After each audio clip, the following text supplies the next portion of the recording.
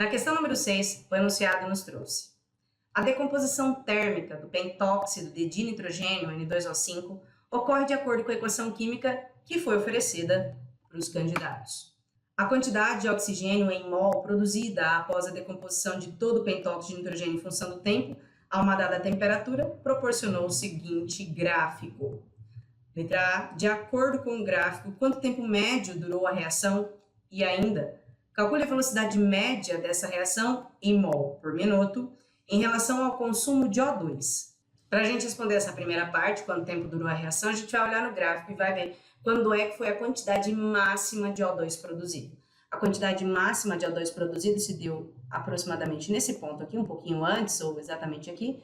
Quando eu desço no gráfico, eu vejo aqui a reação durou aproximadamente 30 minutos. Eu responderia 30 minutos. E isso a gente responde olhando no gráfico. Depois ainda, calcule a velocidade média dessa reação em mol por minuto. A gente sabe que a velocidade de uma reação é dada pelo módulo da variação da quantidade dividido pela variação do tempo. Então, vamos olhar quanto variou a quantidade. Ela saiu de 0 e veio até 0,05. Então, a quantidade final foi 0,05 menos a quantidade inicial, que é 0,00, dividido pelo tempo final, que é o tempo máximo da reação, né, 30 minutos, menos o tempo inicial. Nessa conta, você vai chegar em 0,05 mol, tá aqui em cima, dividido pelos 30 minutos. E, infelizmente, você vai ter que fazer essa conta, você vai chegar em 0,00167. Mol por cima, minuto embaixo, então a velocidade, vou pôr em notação científica, vai ficar 1,67 vezes 10, menos 1, menos 2, menos 3, vezes 10 a menos 3, mol por minuto, usando a unidade que a questão pediu. Foi a parte A dessa questão. Na parte D, item B, determine a quantidade inicial de N2O5 em mol e ainda calcule a massa de NO2 em gramas produzida nessa reação. Para a gente responder a primeira parte do item B, eu tenho que vir aqui na equação que me mostra a estequiometria. A cada 2 N2O5, eu tenho produzido 1 do O2. Como não tem número nenhum, é 1. Então, a proporção, veja só, é 2 para 1. Olhando no gráfico, a gente sabe que foi produzido de O2 0,05 mol. Quando é produzido 0,05 mol de O2, quanto é que tinha no início de N2O5? Para a gente saber isso, a gente vai ter que usar a estequiometria, que nos diz que a cada 2 mol de N2O5 gera 1 mol de O2. Multiplicando em cruz aqui, você vai chegar em 0,10 mol de N2O5 no início, respondendo essa primeira parte do item B. Para a gente calcular a massa do NO2, a gente vai fazer algo parecido. A massa em gramas de NO2, a gente vai pegar a estequiometria aqui. A cada 4 de NO2, nós temos 1 O2. A nossa proporção em mol, lembra da linha do mol? É de a cada 4 mol de NO2, 1 mol de O2. Só que agora a gente quer saber a massa desse NO2 aqui. E eu tenho o mol de O2, 0,05. Então, eu queria chamar a sua atenção que você não precisa converter tudo, você só precisa converter o que precisa. A cada 1 mol de O2, eu vou deixar mol mesmo, porque vai ficar mol sobre mol. Agora, 4 mol de NO, aí eu vou achar a massa molar de NO. Para você achar a massa molar de NO, o N vale 14 e o O vale 16, que vezes 2, 32. Vou somar aqui, vou chegar em 46. Então, 4 vezes 46 gramas de NO gera 1 mol de O2. Se for 0,05 mol de O2, qual que é a massa gerada? Fiz ali, estou trazendo para cá, mas a resolução vai ficar prontinha. Vai dar a nossa conta, ó. 4 vezes 46 vezes 0,05. Quando a gente faz essa conta, a gente chega em 9,2 gramas de NO2. Então, lembra que aqui nesse vídeo eu te mostro o que você tinha que fazer. E na hora de organizar essa coisa toda, você vai virar aqui na sua folha de respostas, responder bonitinho, deixar arrumadinho. Se Se você ainda não está inscrito nesse canal, se inscreve no canal para você receber notificação de quando sai a resolução de questão de química de prova nova. E se você tem um amigo, uma amiga que está prestando vestibular, encaminha esse vídeo para que ele possa também assistir resolução de questões, porque isso ajuda muito o aluno que vai prestar prova escrita de química em alguns dos vestibulares da VUNESP. A questão número 7 nos trouxe o seguinte enunciado. A necessidade de redução de emissão de gases de efeito estufa tem levado pesquisadores a buscarem fontes alternativas de combustíveis, como a amônia, um gás que pode ser produzido pela reação entre gases hidrogênio e nitrogênio, como mostra a equação número 1. A combustão da amônia produz gás nitrogênio e água, conforme a equação número 2. Letra A. Classifique a reação direta, representada pela equação número 1, em relação ao calor envolvido. Para a gente responder essa primeira parte do item A, vamos olhar o sinal. Esse sinal negativo significa que trata-se de uma reação exotérmica. O ΔH sempre nos conta sobre a reação direta e a reação direta é exotérmica. Então, respondendo, classifique a reação da equação 1 com relação ao calor. Então, classificando, a reação direta da equação 1 é exotérmica. Segunda parte do item A, em que sentido é deslocado o equilíbrio apresentado pela equação número 1, de novo, quando a pressão aumenta. Moçada, a gente precisa lembrar do princípio básico, do princípio de Le Chatelier, o que acontece quando aumentamos a pressão de um sistema. Quando a gente aumenta a pressão do sistema, a gente desloca o equilíbrio para o lado de menor volume gasoso. Então, o que eu vou fazer agora é analisar o volume gasoso dos reagentes. 1 mol de nitrogênio, 3 mols de hidrogênio, totalizam 4 mols de gases nos reagentes e totalizam 2 mols de gás no produto, porque aqui está o número 2 de gás aqui. Se o princípio é, aumentou a pressão, vai para o lado de menor volume, nessa reação química, se eu aumentar a pressão, vai para o lado de menor volume, que é o lado dos produtos. Portanto, nós dizemos que o equilíbrio é deslocado para direita, que é o lado dos produtos. E a gente acabou de encerrar a primeira parte da pergunta, que é o item A. Agora, vamos responder o item B. Vou trocar de cor aqui pra gente. Determine o calor de formação da água no estado gasoso em kJ por mol. A gente estuda que existem muitas maneiras de calcular o ΔH. E para escrevermos a formação da água aqui, eu tinha que ter H2 mais BiO2 formando H2O, e eu não tenho isso. O que eu tenho aqui é a equação número 2, com o seu respectivo ΔH. Então, está escrito aqui que a cada 2 moléculas de amônia reagem com 3 sobre 2 de gás oxigênio, formando gás nitrogênio e ainda 3 moléculas de água, nesse equilíbrio químico.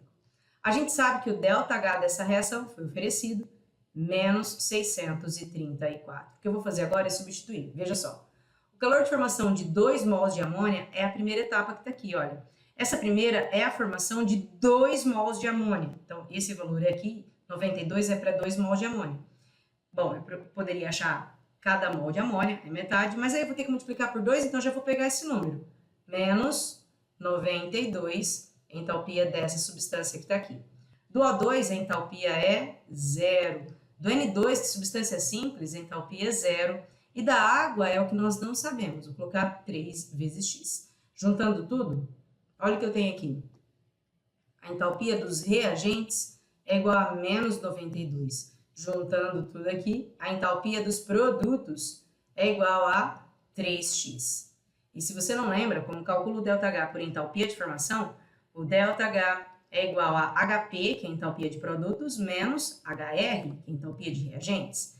O ΔH dessa vez a gente tem, 634 negativos. A entalpia de produtos, 3, que multiplica x. E a dos reagentes, é só olhar aqui, 92, vai ficar menos 92.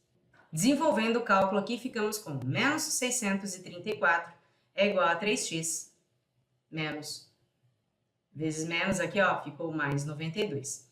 Vou isolar o x, vou passar o 92 para cá, vai ficar menos 634, estava mais, ficou menos, 92 é igual a 3x. Agora, gente, fazer conta, né? Vou juntar esses dois números negativos, vou chegar em menos 726, é igual aos 3x, isolo x, Ação 3 dividindo aqui. Enfim, você vai fazer esse cálculo, vou baixar aqui um pouquinho. E vai chegar aqui, x é igual a menos 242. Aí você copia a unidade utilizada, que é kJ por mol de moléculas de água. Então, respondendo a pergunta aqui, calcule a formação da água em kJ por mol. Como aqui eu já dividi por 3, então esse é o tanto de energia por mol de molécula de água no estado gasoso, que é a que está aqui indicada. Pronto, agora a primeira parte do item B. Temos ainda uma segunda parte. Calcule a massa de água em gramas que pode ser aquecida de 20 graus Celsius até 70 graus Celsius com a energia gerada pela combustão de 1 mol de amônia, considerando que o calor específico da água seja igual a 4,2 joule por grama Kelvin. Então, vou trocar aqui a cor para começarmos a nossa resolução e vou passar um traço aqui para não misturar as informações que a gente resolveu aqui, a primeira parte do item B. Para resolver isso, eu quero a massa de água para queimar 1 mol de amônia. Quando a gente olha para a equação, aqui tem 2 mols de amônia e tem esse ΔH. Então, eu vou começar com isso. A cada 2 mols de amônia, como eu posso ver ali na segunda equação, a energia envolvida é 634. Como eu quero para cada 1 mol de amônia, então, regra de 3, eu vou descobrir qual é a energia aqui envolvida. 317 quilojoules é a energia envolvida aqui em cada 1 mol de amônia. Ele voltou. Agora, eu vou calcular a quantidade, a massa, calcule a massa de água em gramas. E para isso, a gente pode fazer por regra de 3 ou usar uma fórmula da física, que é o quimacete. A quantidade de calor envolvida, 317 quilojoules. Mas essa unidade aqui, ó, tem joules. Então, eu vou passar esse 317 quilojoules para joules. É só fazer vezes 1000. Então, esse aqui vai ficar 317 vezes 1000 é igual à massa que nós estamos procurando, vezes o calor específico da água que foi oferecido, que é 4,2, vezes a variação de temperatura. A variação de temperatura tem que estar em Kelvin. Porém, aqui, na hora de calcular a variação de temperatura, eu vou somar 273. Então, vai ser 273 mais 20, 293. 273 mais 70, 343. Aí eu vou fazer a diferença entre eles, chegar em 0, 50 graus. Então, se eu tivesse feito em graus Celsius, a diferença seria a mesma. Bom, vou efetuar cálculos, vou passar dividindo aqui esse 4,2 vezes 50, que é 210, e vou chegar na massa de água, então.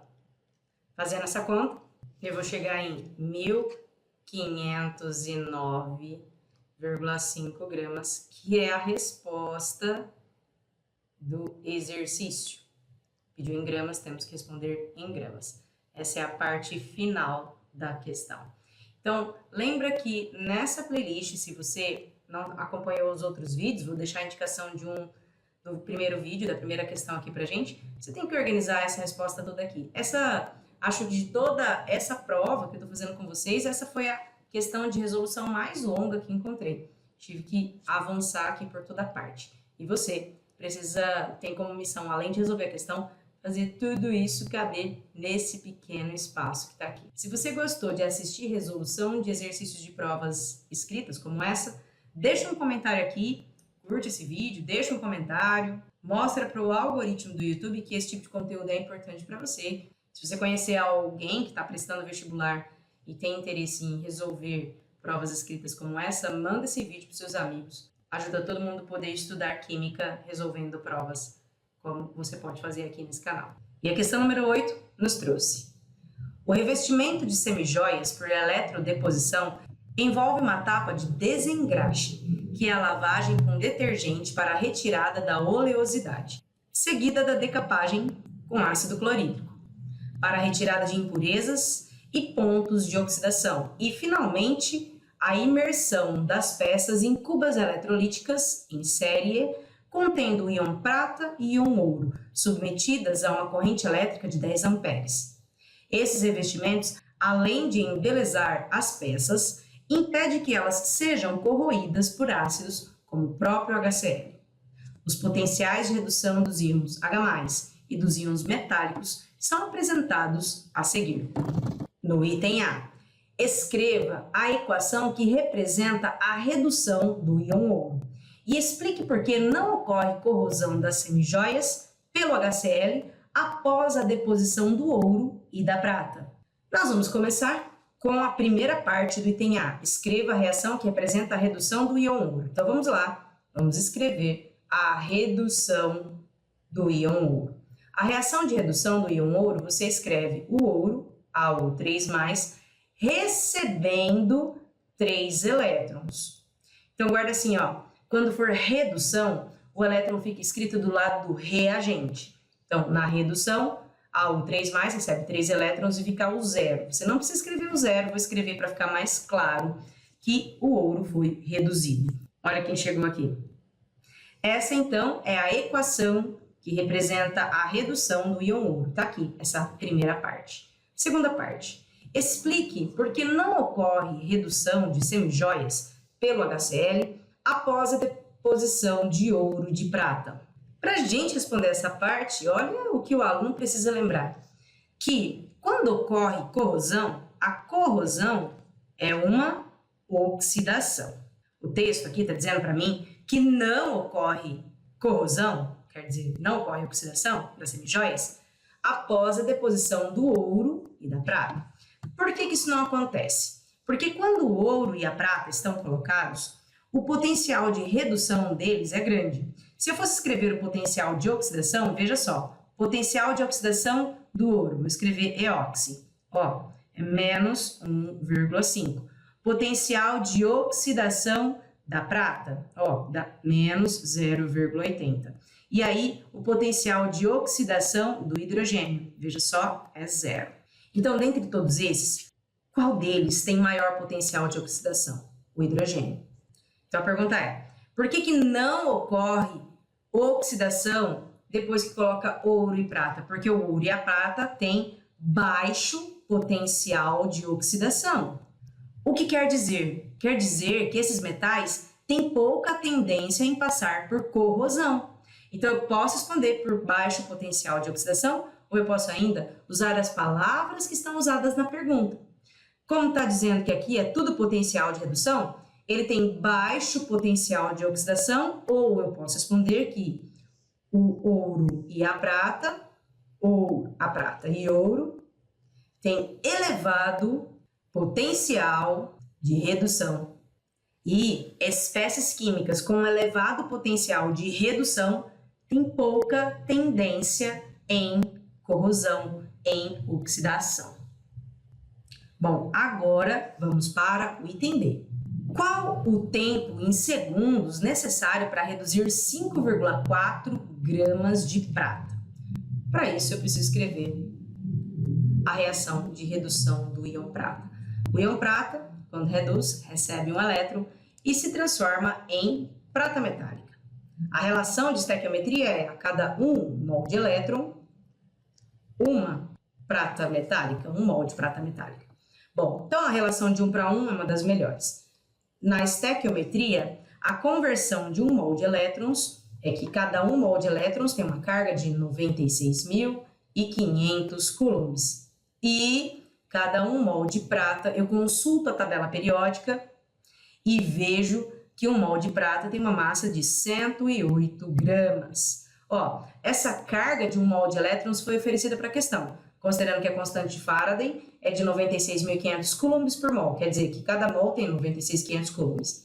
A questão ainda ofereceu que a constante de Avogadro é 6 vezes 10 a 23, quer perguntar também no item B quantidade de átomos de ouro, mas isso eu vou fazer depois, estou fazendo da prata primeiro, a parte inicial do item B. Então, olha que eu sei, 96.500 coulombs, a massa de prata é de 108 gramas. Se for 5,4 gramas de prata, como está indicado aqui, eu vou perguntar, vou fazer um cálculo e vou descobrir qual vai ser a carga aqui. Repara que são múltiplos, tá? Ó, veio a metade ainda dividido por 10, então ali vai ser metade ainda dividido por 10. Ou você faz seus cálculos normalmente. Você faz o cálculo e chega a 4.825 coulombs. Bom, ainda não terminamos, descobrimos a carga. Aí, para descobrir o tempo, que é o pedido, E eu tenho que usar o kit. O kit é a carga, é igual a corrente elétrica vezes o tempo em segundos. Eu tenho que achar a corrente aplicada, foi oferecida aqui nessa parte do texto, ó, 10 amperes. E aí eu vou substituir aqui a carga 4.825 é igual a corrente, que é 10 dividido pelo tempo. Isolando o tempo, ele vai ser igual a 4.825 dividido por 10.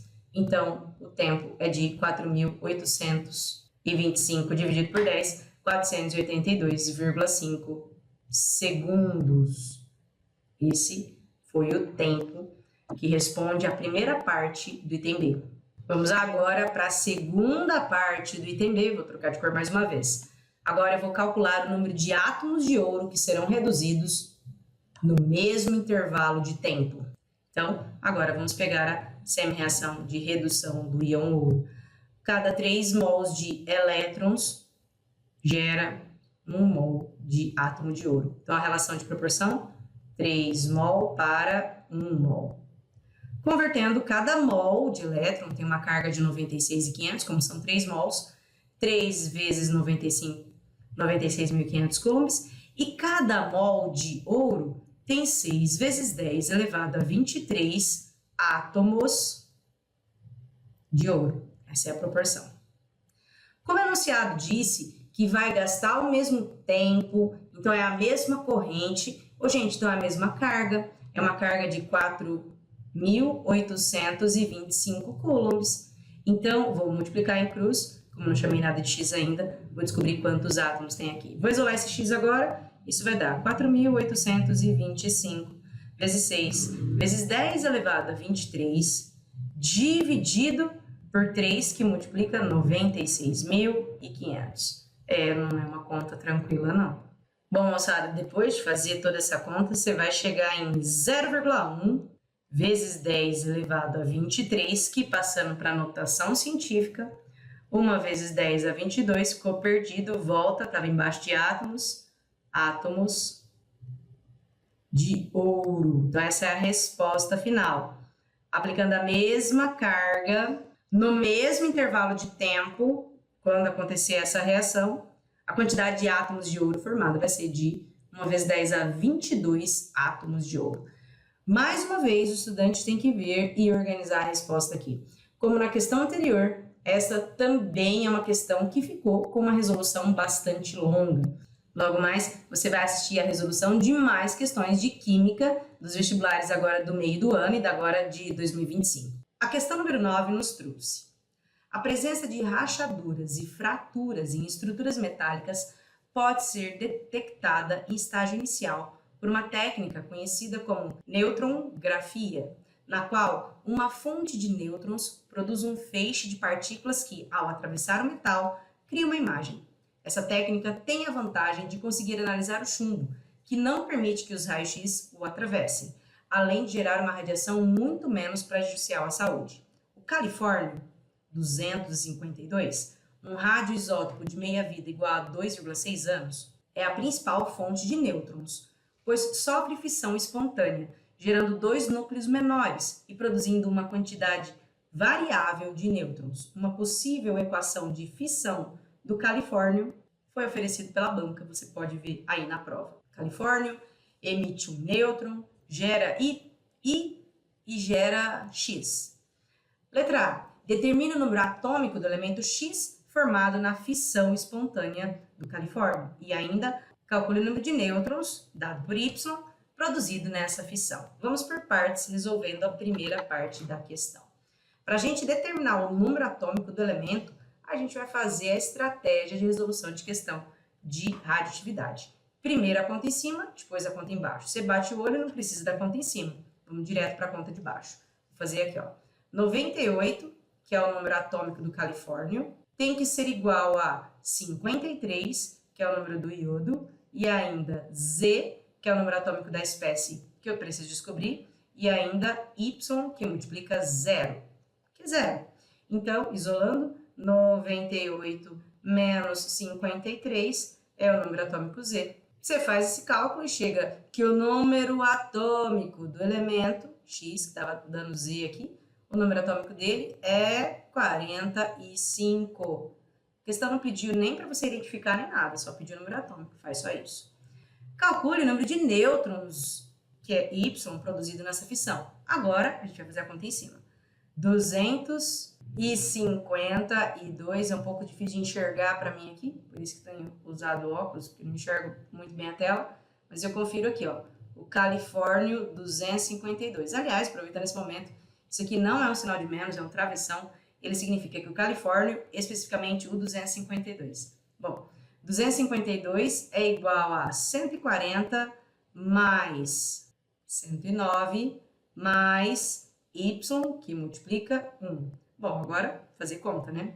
252 menos 140 menos 109 é igual ao y. Você vai fazer essa conta toda e vai ver que esse y aqui deu 3. Então, resposta, quantos nêutrons? 3 nêutrons. Pronto, não pode abreviar lá na prova, aqui estou abreviando porque não tem mais espaço. E você, lá na hora de elaborar sua resposta, não abrevia essa resposta. Ainda na questão, no item B, utilizando o sistema de eixos existente no campo de resposta e resolução e resposta, esboce um gráfico que represente o decaimento desse Califórnio durante 13 anos e determine a porcentagem após 13 anos. Para isso, eu preciso olhar a meia-vida que está aqui, ó, 2,6 anos. Feito isso, a gente sabe que tem que passar 13 anos. Então, para eu descobrir quantos decaimentos vão ser, eu vou fazer a seguinte estratégia.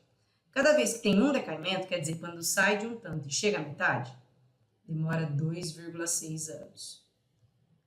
Vou perguntar, quantos decaimentos vão ser necessários durante 13 anos? Isolando essa aqui, são 13 dividido por 2,6, isso dá 5 decaimentos.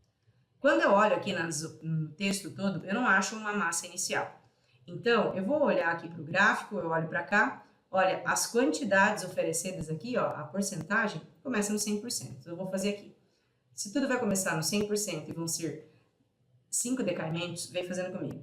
A metade de 100%, 50%. A metade, 25%. A metade, 12,5%. Observa que só fiz 3 decaimentos. 1, 2, 3. A metade disso, 6,25%. A metade disso, 3,125%. Mais ou menos, porque eu não vou encontrar tanta precisão. E aí, olha o que eu vou fazer. No tempo 0, eu vou marcar um ponto. Aqui. No tempo 2,6 anos, eu vou marcar os 50%. Vou marcar o encontro aqui. Tá aqui um outro ponto. Depois que passou mais 2,6, isso vai dar 5,2 tempo em anos, eu vou marcar 25%. Vou aumentar aqui o nosso gráfico. Cadê esses 25%? É na metade aqui, o certo é você fazer isso com uma régua lá na sua prova. Cheguei aqui.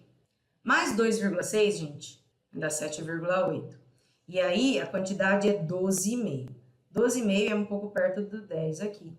E eu vou projetar. Claro que aqui é um pouco não, é bastante ruim, sem régua, tá aqui.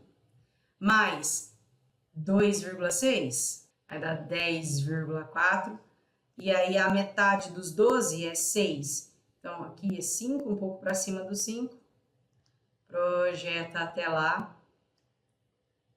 Agora fica cada vez mais evidente a necessidade de fazer isso aqui com uma régua. Tá aqui esse ponto, um pouco para baixo aqui. E quando finalmente chegar em 13 anos, vai chegar no 3 e pouquinho, tá para baixo da metade. Aí você projeta. Bem ruim fazer essa marcação aqui para cá. Pronto, coloquei os pontos. É bem importante que esse ponto não pode encostar no 0. Aliás, é bem importante que você destaque isso. Não pode chegar no 0. Por um pouquinho acima do 0. Aqui. Aí agora eu vou unir esses pontos todos. E aí eu tenho que tomar cuidado para que pegue os pontos marcados, né? E um outro cuidado que eu preciso ter é não encostar no 0. Pronto. É claro que agora, aqui usando a mesa digitalizadora, não fica tão bom esse desenho. Acho que quando você estiver fazendo essa questão, vale a pena você tomar cuidado para construir esse gráfico e ele vai ficar dessa maneira. É importante não encostar no zero, é importante sair do 100%. E como a questão perguntou para você, tá aqui, ó, pediu para construir o gráfico, vamos ver, ó. Utilizando o sistema de eixos existentes no campo de resposta, esboce o gráfico que representa o decaimento durante 13 anos. Fizemos isso. Determine a porcentagem após 13 anos. Após 13 anos, tem 3,125% de amostra radioativa. Então, você também tinha que incluir isso na sua resposta. Acho que você poderia aqui no gráfico ir marcando 50%, tá? Mas eu de você colocaria esse esqueminha que está aqui na sua resposta para provar que depois de 13 anos tem 3,125% da amostra inicial. E espero que essa questão tenha te ajudado a fazer a revisão de radioatividade, que é um tema bem importante para esse ano. A gente sempre acha que vai cair radioatividade, acho que esse ano também vai cair radioatividade de tudo quanto é jeito.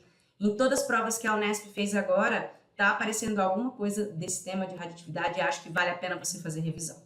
A questão número 10 nos trouxe o ácido ortometilhipúrico, é um indicador biológico para a exposição de trabalhadores ao composto orgânico chileno na indústria de tintas e lacas. O chileno é um composto tóxico que pode causar irritação nos olhos, pele e mucosas e que apresenta 3 isômeros constitucionais representados na figura. Aí você tem o orto, o meta e o para, nessa ordem. O ácido ortometilhipúrico é biosintetizado no fígado de acordo com a sequência apresentada no esquema a seguir. Tem o esquema aqui. Letra A. Escreva a fórmula molecular do ortochileno. E aí, moçada, no item A é só você contar átomo, ó. 1, 2, 3, 4, 5, 6, 7, 8 carbonos. Então, a fórmula molecular começa com C8. Aí você vai contar os hidrogênios. Para contar o hidrogênio, lembra que esse carbono que eu estou com o mouse em cima, eu vou passar aqui, ó, ele não tem hidrogênio, mas esse carbono tem 1. Então, eu vou representar o hidrogênio para facilitar os cálculos. Então, vou agora contar os hidrogênios, ó. 1, 2, 3, 4, aí aqui, 5, 6, 7, 8, 9, 10. C8H10 é a fórmula molecular do ortochileno. E ainda no item A, qual é o tipo de isomeria constitucional existente no chileno? É tudo chileno aqui, ó. Esse é o orto, esse é o meta, esse é o para. A diferença entre eles é a posição dos grupos metil. Aqui está no 1 e no 2, aqui está no 1 e no 3, aqui está no 1 e no 4. Então, a isomeria constitucional aqui é uma isomeria de posição. E agora vamos para o item B. Dê o nome da função orgânica, caracterizada pela presença de X, no composto intermediário do esquema. Composto intermediário, que está aqui, é esse aqui. E a gente precisa saber que função orgânica que está no lugar do X. Para isso, ou eu olho antes, é a oxidação desse metil aqui gerou esse composto, ou eu olho depois. É a oxidação de uma função orgânica, que está aqui, que gerou ácido carboxílico. Então, gente, aqui você tem que lembrar das reações orgânicas. Que tipo de substância que, ao ser oxidada, gera ácido carboxílico? Álcool. Então, se no lugar de X for OH, o nome da função orgânica, caracterizada pela presença de X, a função orgânica é a função álcool. Porque se X for um álcool, quando oxidado, pode gerar ácido carboxílico, como está indicado aqui. Então, aqui o aluno tinha que lembrar das reações orgânicas. E ainda na parte B, escreva a fórmula estrutural do aminoácido glicina, representando com um traço todas as ligações covalentes presentes. Bom, a glicina foi conjugada aqui, ela entrou aqui. Então, aqui tem a glicina de alguma forma. Aqui tinha um ácido carboxílico e aí conjugou e formou aqui. Aqui o aluno precisa lembrar como é a estrutura básica de um aminoácido. Na estrutura básica de um aminoácido, tem um carbono que tem o ácido carboxílico, né? Então, como é para representar todas as ligações, estou representando. Esse é o ácido carboxílico. Esse ácido carboxílico está ligado a um carbono candidato a quiral. Esse carbono que está aqui, ele está ligado a um grupo amina, vou pôr todas as ligações e acabei de desenhar o grupo amina. Só para aproveitar e revisar com vocês como que é um aminoácido, porque ele tem esse nome, porque ele tem um grupo ácido, que eu estou pintando aqui de amarelo, e ele tem um grupo amina, vou pintar aqui de rosa. E os aminoácidos, eles têm esse carbono que estão aqui, e um dos ligantes é o hidrogênio, e o outro ligante é variável de acordo com o tipo de aminoácido. Então, aqui a gente chama de cadeia lateral do aminoácido. Então, se você vier contando aqui, ó, HOOC, HOOC. Aí depois tem o CH2. Se é um CH2, quer dizer que um H é para cima e o outro H é para baixo. Uma curiosidade sobre a glicina, que é um aminoácido muito simples, ela é o único aminoácido que o carbono aqui do meio não é um carbono quiral. Os outros aminoácidos todos, o carbono é quiral, esse não é. Mas essa nem é uma pergunta dessa questão, eu estou só comentando isso para vocês. A questão pediu para a gente desenhar esse aminoácido, então o aluno que conhece a estrutura básica de um aminoácido consegue montar essa cadeia. Aproveitando esse momento, esse que eu vou pintar aqui de azul, ele é uma cadeia lateral variável que depende do tipo de aminoácido. Então, por exemplo, se for alanina, tem um tipo de cadeia. Dependendo do aminoácido que tem, aqui essa cadeia lateral muda. A glicina tem hidrogênio. E esse hidrogênio, ou esse outro hidrogênio que está aqui, é fixo, todo aminoácido tem um hidrogênio aqui, o que muda essa cadeia lateral de azul. A pergunta foi só para a gente desenhar. Desenha esse vermelho, desenha todas as ligações. Esse é o fim dessa questão número 10. Se você acabou de chegar por aqui e quer assistir a prova inteira, se inscreve nesse canal. Agora a gente fecha o vídeo. Esse é a segunda parte do item B dessa prova. Pessoal, se você ficou até aqui, significa que você acabou de assistir a resolução das 10 questões do vestibular da Faculdade Santa Marcelina. Essa foi uma prova longa, muito longa. Parecia que nunca mais eu ia terminar de resolver questões. Caiu de tudo nessa prova. Tudo que a banca da Unesp gosta de cobrar apareceu. Nessa prova, a gente até que não tinha em cada questão 4 temas. Muitas vezes o A tinha 2 perguntas do mesmo tema e na B 2 perguntas do mesmo tema, no mesmo campo de conhecimento. Porém, mesmo assim, a Unesp deu conta de abordar a química quase que inteira. Então, se você está fazendo provas para revisar, para se preparar para outros vestibulares da Vunesp que vão acontecer ainda esse ano, essa é uma excelente estratégia, porque aqui tem de tudo. Eu estou fazendo o levantamento do que apareceu na prova, vou ler aqui para vocês aqui no meu caderninho. Caiu tabela periódica, caiu geometria, caiu leis ponderais, caiu partículas fundamentais, montagem de fórmulas eletrônicas e de Lewis, caiu tipo de óxidos, caiu molaridade, caiu cálculos, caiu ligações de hidrogênio, caiu número de fase, caiu cinética, caiu termoquímica, deslocamento de equilíbrio químico, caiu eletroquímica, o reconhecimento de reações de corrosão, caiu eletrólise, apareceu radioatividade, fissão, meia-vida e ainda caiu isomeria. Caiu coisa pra caramba, fazer essa prova foi útil demais para quem está se preparando para outras provas. Se você conhece alguém que precisa resolver provas da Vunesp, encaminhe esse vídeo para essa pessoa poder ter a oportunidade de estudar também resolvendo provas. Esse vídeo fica por aqui, eu vejo vocês nos próximos vídeos e até mais!